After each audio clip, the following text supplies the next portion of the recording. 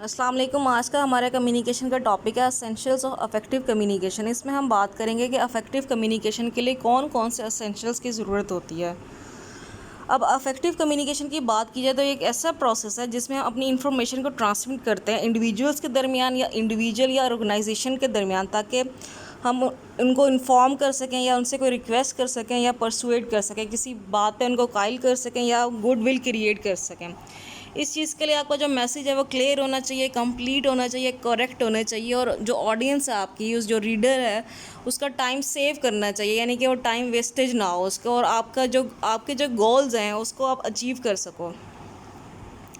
अब कौन से एसेंशियल्स हैं अफेक्टिव कम्युनिकेशन के? तो सबसे पहले है इसमें क्लैरिटी ऑफ पर्पस। आप किस पर्पस के लिए अपना मैसेज आगे पहुंचाना चाह रहे हो, तो सबसे पहले आपको क्लियर होना चाहिए। Be well informed.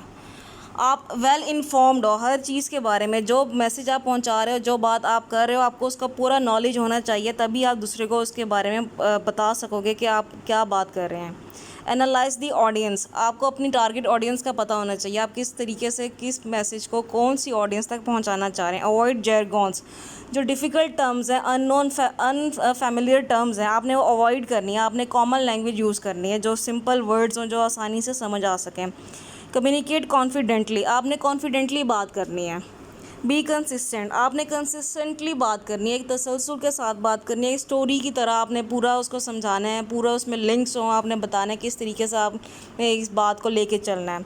Keep it simple. आपकी जो मैसेज है वो बिल्कुल सिंपल होना चाहिए ताकि वो ईजीली अंडरस्टैंडेबल हो। Be straight forward. जो बात आप करना चाह रहे हैं आप स्ट्रेट फॉरवर्डली कहें, आप ये नहीं घुमा फिरा के आप एक बात करें, आप स्ट्रेट फॉरवर्ड उस बात को करें। Address your target.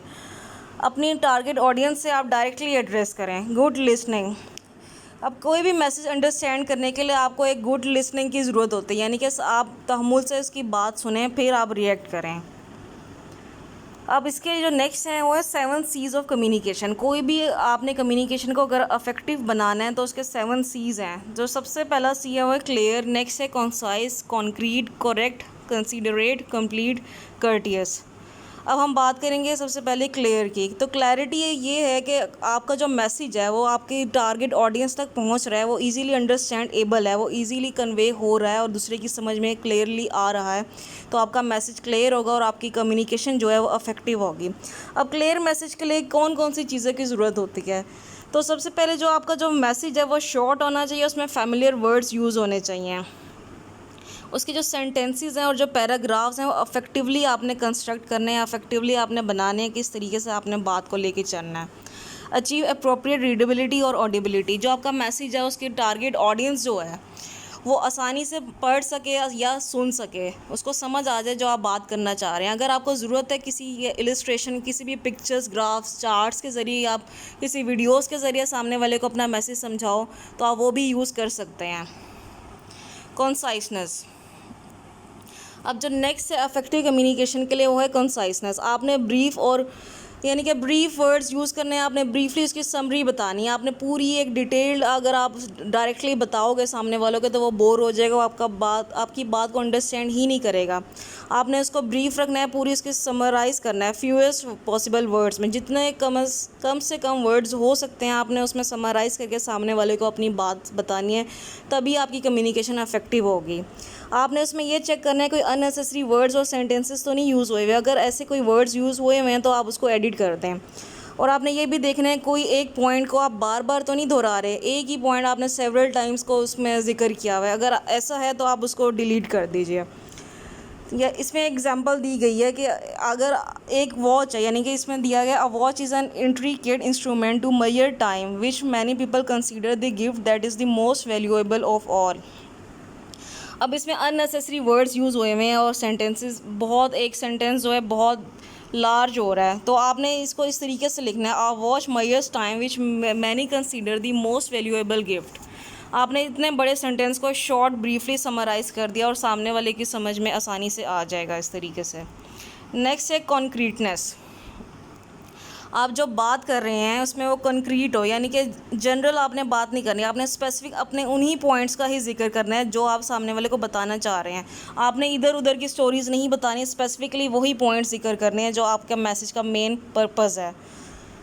अब इसमें एग्जांपल दी गई है कि कौन सी एग्जांपल इनकरेक्ट है और कौन सी करेक्ट है। जो इनकरेक्ट है वो है India is receiving huge foreign direct investments inflows. ये इनकरेक्ट इन्वेस्टमेंट है क्योंकि इसमें ना ही कोई परसेंटेज बताई है, ना ही कोई ईयर बताया है, और कितने परसेंट में आप वो इन्वेस्टमेंट करें इसमें कुछ नहीं बताया गया। ये सिंपल एक जनरल स्टेटमेंट उन्होंने लिख दी है, तो ये इनकरेक्ट है।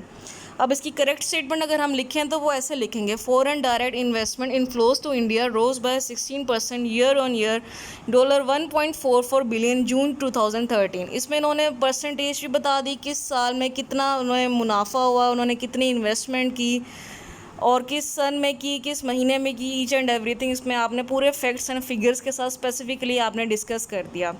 तो ये इफेक्टिव कम्युनिकेशन होगी आपकी। Put action in your verbs, आपने जो एक्टिव वॉइस यूज़ करना है, यानी कि आपने पैसिव वॉइस यूज़ नहीं करना, आपने डायरेक्टली अपनी ऑडियंस से एड्रेस करना है। इसमें एग्जांपल दी गई है, प्रोफेसर्स एडमिनिस्ट्रेट द टेस्ट। आप ये यूज़ करें तो ज़्यादा बेस्ट है, इसकी बजाय कि ये the test were administered by the professor, तो ये पैसिव वॉइस हो जाएगा। तो आपको चाहिए आप एक्टिव वॉइस यूज़ करें। जैसे नेक्स्ट एग्जांपल है, the dean decided is more explicit than our decision has been made. Next है कंप्लीटनेस, आपका जो मैसेज है वो कंप्लीट हो। आपने मैसेज को समराइज़ तो कर लिया, लेकिन ये नहीं है कि आपने उसमें मिसिंग यानी कि जो मेन डिटेल थी आपने वो ही नहीं बताई। ऐसा नहीं होना चाहिए, आपका मैसेज कंप्लीट होना चाहिए और उसमें एडिक्वेट इन्फॉर्मेशन होनी चाहिए ताकि सामने वाले को आपका मैसेज समझ आ जाए जो आप बात करना चाह रहे हैं। अगर इनकम्प्लीट मैसेज होगा तो रिसीवर उसमें कन्फ्यूजन ही रहेगी, उसको नहीं पता लगेगा कि आप कौन सी बात किस तरीके से क्या करना चाह रहे हैं। जो आप एक्शन उसमें लाना चाह रहे हैं तो वो डिले ही रहेगा। उसमें आपने रेलिवेंट डिटेल ऐड करनी है, जो डिटेल्स आप रेलिवेंट ऐड कर सकते हैं आपने सिर्फ वही ऐड करनी है। और उसमें जो है रिमेंबर द 5 Ws, 5 Ws को उसमें ख्याल रखना है आपने, उसमें ऐड करना है लाजमी, जिसमें सबसे पहले है who, what, when, where and why. आपने बताना है कि आपका जो मैसेज है वो कौन पहुंचा रहा है, वर्ड वो क्या कह रहा है, व्हेन उसने कब कहा, वेयर उसने कहाँ पे वो बात कही, वाई उसने ये बात क्यों कही। उसमें आपने 5 Ws उसको बताने हैं, तभी आपका मैसेज इफेक्टिवली कम्युनिकेट कर सकेगा। करेक्टनेस, आपकी जो मैसेज है वो करेक्ट यानी कि करेक्टली आप उसको दूसरे तक पहुंचा रहे हो। उसमें जो लैंग्वेज है उसमें एक्यूरेसी होनी चाहिए, फैक्ट्स एंड फिगर्स और उसके वर्ड्स एक्यूरेटली आपने डिस्क्राइब करने हैं, उसको सामने वाले को बताना है। उसमें करेक्टनेस होना लाजमी है, तभी आपकी कम्युनिकेशन इफेक्टिव कहलाएगी। अगर आपकी मैसेज जो है वो करेक्टली कन्वे नहीं किया जा रहा तो आपका जो सेंडर है, जो रिसीव करने वाला है, वो सेंडर के तरफ से जो क्रेडिबिलिटी है वो लॉस कर देगा।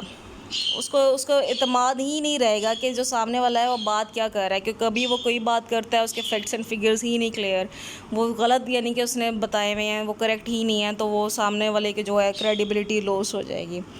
To convey correct messages grammatical errors should also be avoided.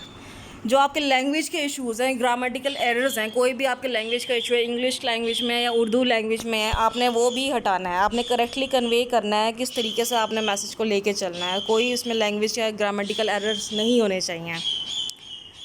आपने कोई भी ऐसी इन्फॉर्मेशन आगे नहीं पहुंचानी जिसके बारे में आपको श्योरिटी ना हो कि ये आया करेक्ट है या नहीं है।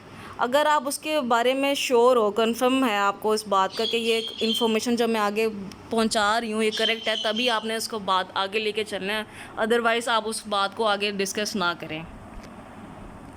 नेक्स्ट है कंसीडरेशन द यू एटीट्यूड, यानी कि आपने सामने वाले को अपना प्रायोरिटी लिस्ट पे रखना है। आपने अपने आप को प्रायोरिटी लिस्ट पे नहीं रखना, आपने अपनी ऑडियंस को लेके चलना है कि किस तरीके से वो बात कर रही है। उसमें है you prepare every message with the recipient in mind and try to put yourself in his or her place. आपने अपनी ऑडियंस को अपनी जगह, आपने अपने आप को अपनी ऑडियंस की जगह रखना है, यानी कि वो किस तरीके से किस बात को कैसे परसीव कर रही है, तो उसी लिहाज से आपने अपना मैसेज डिज़ाइन करना है ताकि उसको समझ आ सके। अगर इसके लिए आपको कोई भी वीडियोस या कोई भी किसी विजुअल्स की ज़रूरत हो तो आप वो भी ऐड कर सकते हैं। आपको अपने ऑडियंस की डिज़ायर्स का, उनकी प्रॉब्लम्स का, उनके सर्कमस्टांसेस, इमोशंस का पता होना चाहिए और उस बात पे वो किस तरीके से रिएक्ट करेंगे और किस तरीके से कम्युनिकेट करेंगे, इन चीज़ों का भी पता होना लाजमी है। अब है नेक्स्ट है कर्टिसी। कर्टिसी होना लाजमी है। आपकी जो बात है आप उसमें खुश अखलाक़ी से बात करें ताकि आपका जो ऑडियंस है वो अट्रैक्ट हो सके, कम्युनिकेट आप इफ़ेक्टिवली उससे कर सकें। उसमें जो सजेशंस हैं वो हैं सिंसियरली टेक्टफुल, आपने सामने वाले से सिंसियरली बात करनी है, थॉटफुल एंड अप्रिशिएटिव, आपने जो है बात करनी है और सामने वाले को अप्रिशिएट करना है, यानी कि उसकी तारीफ़ आप करो और उसकी अच्छाइयाँ बताओ, जो भी ख़ामी है तो आप किस तरीके से, अगर ख़ामियाँ बतानी है तो वो किस तरीके से लेके चलना है, आपको ये टैक्टफुल तरीके से पता होना चाहिए। अब कोई भी ऐसा एक्सप्रेशन जो ऑडियंस को इरिटेट करे या हर्ट करे या उसके फीलिंग्स को हर्ट करे तो आपने उसको ओमिट कर देना, आपने वो शो नहीं करना। अब इसकी एग्जांपल अगर ईमेल्स में ले लें तो आपने प्रॉपर सैल्यूटेशन ऐड करनी है और आपने ऐसे जर्गन्स अनफेमिलियर टर्म्स को अवॉइड करने हैं, वो आपने यूज़ नहीं करने। अगर आप वर्बली एक दूसरे से बात कर रहे हैं तो उसमें प्लीज़ और थैंक यू के वर्ड्स आप यूज़ कर सकते हैं। अगर आप रिटन कोई बात कर रहे हैं तो आप उसमें चार्ट्स या न्यूज़ लेटर्स के ज़रिए पहुंचा सकते हैं अपनी बात को, उसमें स्पेलिंग्स नेम्स करेक्टली आपने लिखने हैं। अगर किसी के नाम के स्पेलिंग मिस्टेक्स हैं, उसमें मिस्टेक्स हैं तो आप उसको करेक्ट कर लें। कस्टमर कम्युनिकेशन, अगर आप अपने कस्टमर से यानी कि उसमें कम्युनिकेट कर रहे हो तो आप B concise, save customers time, अपने कस्टमर का टाइम आप सेव करें, आप उनको ब्रीफली सारी बात समझा दें और उनको मैसेज अपना इफेक्टिवली पहुंचा दें। अब नेक्स्ट है जनरल कर्टिसी, यानी कि आप जनरली अगर आप जनरल ऑडियंस से बात कर रहे हैं तो आप अपना मैसेज इस तरीके से भी शुरू कर सकते हैं, गुड मॉर्निंग से, या आप एंड कर सकते हैं गुड बाय से, या हैव अ नाइस डे। तो ये आप कर्टिसी यानी कि खुश अखलाकी से आपने उससे बात की। तो ये सारे जो 7 C's थे इफेक्टिव कम्युनिकेशन के लिए एसेंशियल्स में काउंट होते हैं, जो कि हमने इस लेक्चर में डिस्कस किए।